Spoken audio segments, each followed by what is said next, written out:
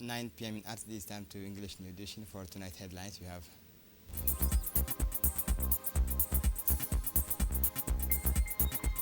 the gender focal point capacity building training workshop.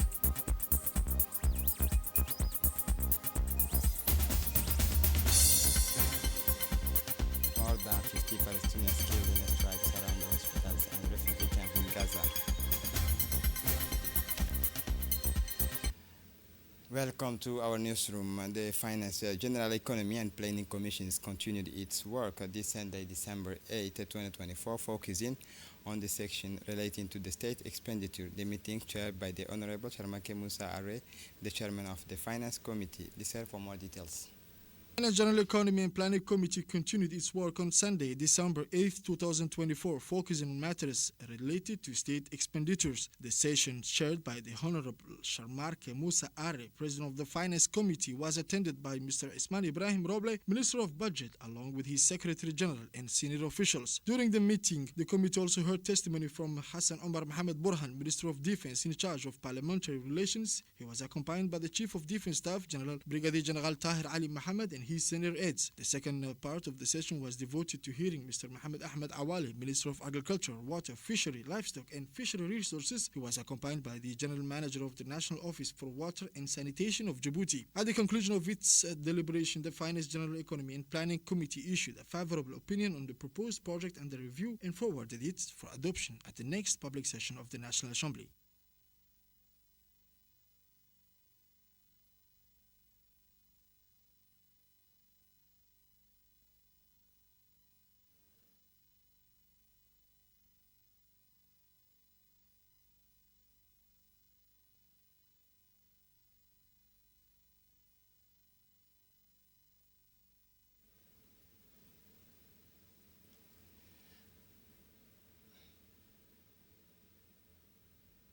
Under the aegis of the Minister of Women and Family, Mona Osman Adan, the UN Women Non-Resident Agency in Djibouti, in collaboration with the Ministry of Women and Family, launched this morning at Campus Key Palace the proceeding of a 3-day training workshop on capacity buildings in gender mainstreaming in development. The aim of this training workshop is to strengthen the capacity of gender focal point and is understand the concept, principles, and methodological approach, and to explore solutions adapted to the Djibouti context. The training is being delivered by a gender expert from PAM to some 20 gender focal points in Djibouti from the various sectoral ministries. During the workshop, launched the Joseph Arauna, resident representative of the United Nations system in Djibouti, congratulated the Republic of Djibouti of being a model country for the Horn of Africa and Arab countries in terms of women's rights and gender mainstreaming.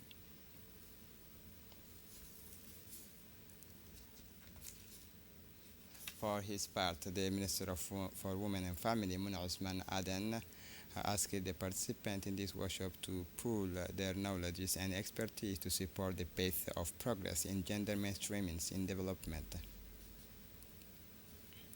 The Minister of Environment and Sustainable Development, in collaboration with the United Nations Development Programme, organized this morning at the Sheraton Hotel the opening of the training workshop on the implementations of the enhanced transparency framework of the Paris Climate Agreement. The opening ceremony was marked by two speeches by Emma Ano, UN resident representative in Djibouti, Dini Abdallah, Secretary General of the Ministry of Environment, and this 5-day workshop aims to build participant capacity on the transparency requirements set out in Paris Agreement, training participants on BTR reporting requirement with the focus of the inventory reports, CDN trackings, and support received and needed. Train participants on filling in common CTF's tabular format for NDC trackings and support received and required. Train participants on interoperability between IPCC software and common reporting tables extractions. In the wake of the opening ceremony, Idris Noor, Director of Environment, presented the objectives of this workshop aimed at strengthening the technical capacity of the National Steering Committee on Climate Change. Et Djibouti a bien entendu. In his speech, the Secretary General of the Ministry of Environment, Dini Abdallah Umar, indicated that the overall objectives of the workshop was to build the capacity of the national experts in implementing the enhanced transparency framework of the Paris Agreement. After the arrival last Friday of the Chinese ship Peace Ark, a Florin hospital dedicated to providing free medical care to the Djiboutian population. Listen to the report.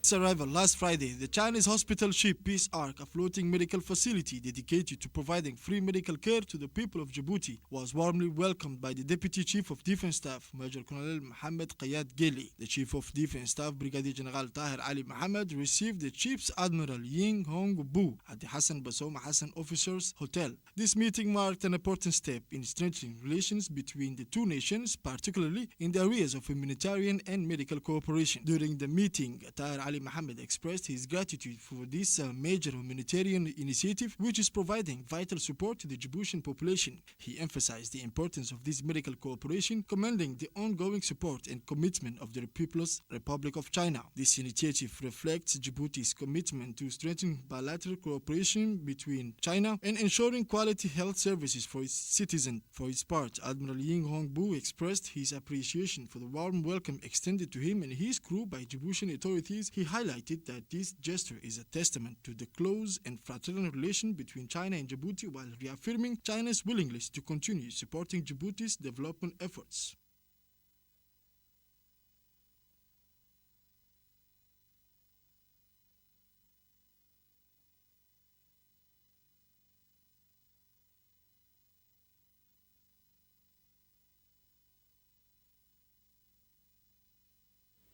Following their meetings, General Tahir Ali Mohammed paid a visit to the Chinese hospital ship Peace Ark. Listen to the report.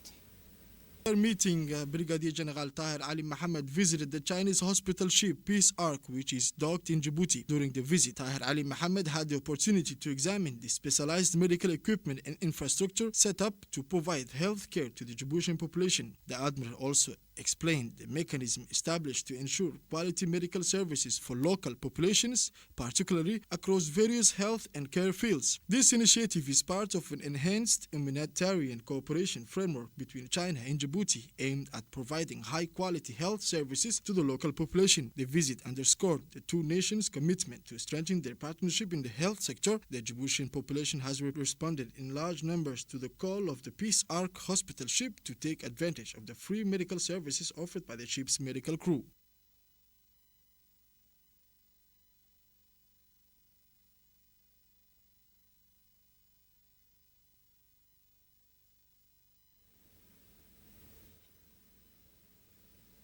On Saturday, December 7, 2024, the meeting room of the Djibouti Coast Guard, headquarters of the Escal boat, hosted an official handover ceremony for the 237-meter patrol boat acquired by the Djibouti Coast Guard. The ceremony was attended by Colonel Wais Omar Bogore, the commander of the Coast Guard, Mr. Manabu Hashimoto, representative of the Sumidagawa shipyard who built the two patrol boats, and Shubei Suda, project consultant for fisheries engineering. The official handover ceremony follows the delivery of the two patrol boats on December 1st, 2024, and the completion of sea trials to verify their overall condition. These two patrol boats will significantly enhance the scope of the Djibouti Coast Guard maritime safety and security missions of both national and regional levels, equipped with the latest navigation technology adapted to local maritime conditions. They represent a considerable asset for the executions of the institution's missions.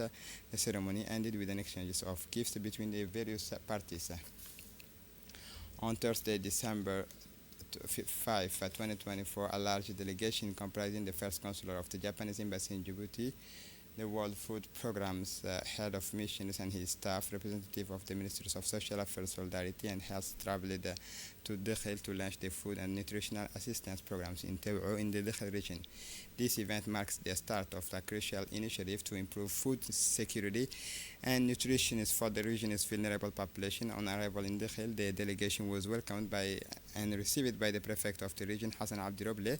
In addition to the delegation, the ceremony was attended by local authorities, including the deputy prefect, Yusuf Ali Iye, and the secretary general of the regional hospital, Abdullah Muhammad Hassan, as well as midwives and women from the Tew'o communities. This was Assistance programs is financed by the Japanese Embassy in Djibouti and implemented by the World Food Programs. Thanks to this partnership, several localities in the Dakhel regions, including Teu'o, Shekaito, and Shekaito 2, Kontali, others will benefit from targeted assistance in all. More than 5,000 households in the Dakhel regions will benefit from this novel program.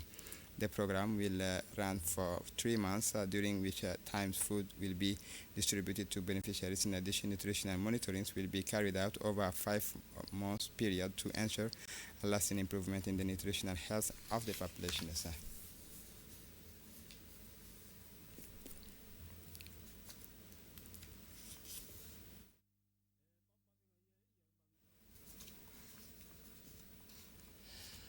A delegation from the Ministry of Youth and Culture visited the town of Obok. Listen to the report.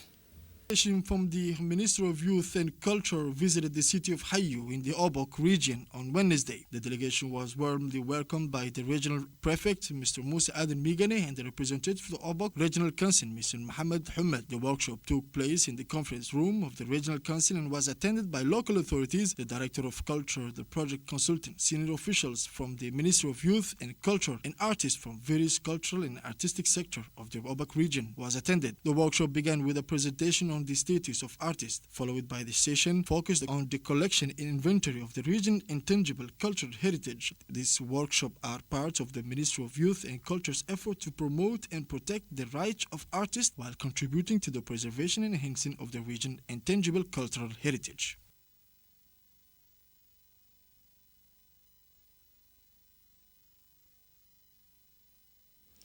The training for community management committees as part of the 16 days of activism against gender-based violence. The training was chaired by Ruqya Yusuf Ali, Deputy Secretary General of the UNFD, Hawa Muhammad Ali, Amina Guddale Muhammad as UNFD trainers, and Khadra Ahmed Ali from UNFPA.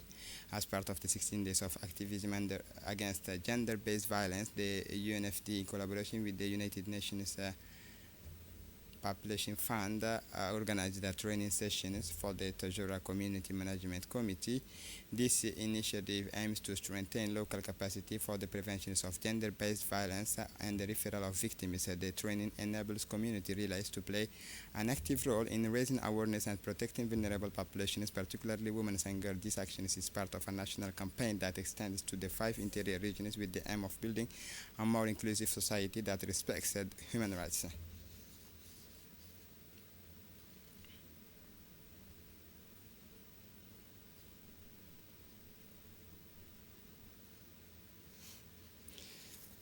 As part of its effort to combat smuggling in the Ali Sabih regions, the Customs Brigade of the Ali Sabih region, in collaboration with the Bias Army, the outskirts of the Ali Sabih towns, intercept a large quantity of contraband. This large quantity of drugs consisted of 15 pockets filled with the cannabis, as well as quantity of dry brand alcoholic beverage, gin brand alcohol beverage, with the smugglers wanted to transport to the capitals on the same day. Elements of the Customs Brigade, in collaboration with the Bias Army, says it at the Galilee borders, a large quantity of the smuggled cat. During this operation, 2,300 kilograms of cat were intercepted in accordance with the standard procedure. This quantity was handed over and destroyed on site in the presence of the head of the Al Sabih Customs Brigade, Muhammad Mumin. As a reminder, every week, huge quantities of unauthorized cat are imported and sold on national markets, are seized and burned by the region's infirm bodies of the regions. The Federal Republic of Ethiopia suffered a massive power cut last night at around 6 p.m. local times. Authorities immediately launched a recovery effort to restore power through the country. The Ethiopian Electricity Authority said the blackout was due to the system's instabilities, while calling on the populations to remain calm while technical teams intervened to rectify the situations. According to witnesses, many neighborhoods were plunged into darkness, affecting both homes and businesses. In the faces of these recent incidents, citizens are hoping that lasting measures will be put in place to avoid future blackouts and guarantee a stable power supply. For the international scene, according to Syrian television, President Assad fell after armed Syrian factions took Damascus. The same television announced the fall of the President Bashar al-Assad, who has left the country. Some messages appeared on the official channel starting Syrian TV. Messages appeared also called on people to avoid shooting in public. On Sunday, the Syrian Military Affairs Administration announced a curfew in Damascus from 4 p.m. local times until 5 e.m. Earlier, Syrian armed factions declared that they had liberated Damascus and overthrown President Bashar al-Assad, who had been in power for 24 years. President Bashar al-Assad fell on Sunday morning after losing control of the capital, Damascus, which is now under the control of Syrian armed factions. Prime Minister Mohammed Ghazi al-Jalali said he would stay at home and was ready to support the continued management of state affairs. For more than 15 Palestinians killed in strikes around hospitals in Gaza. Listen for more details.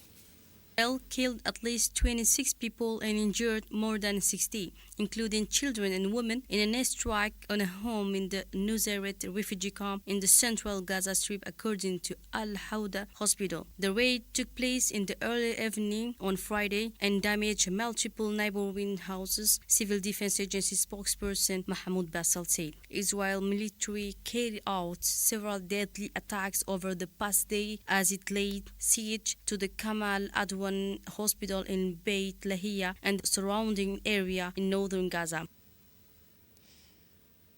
The children in Gaza need vital help. The war in the Gaza Strip is having a catastrophic impact on children. Listen for more details.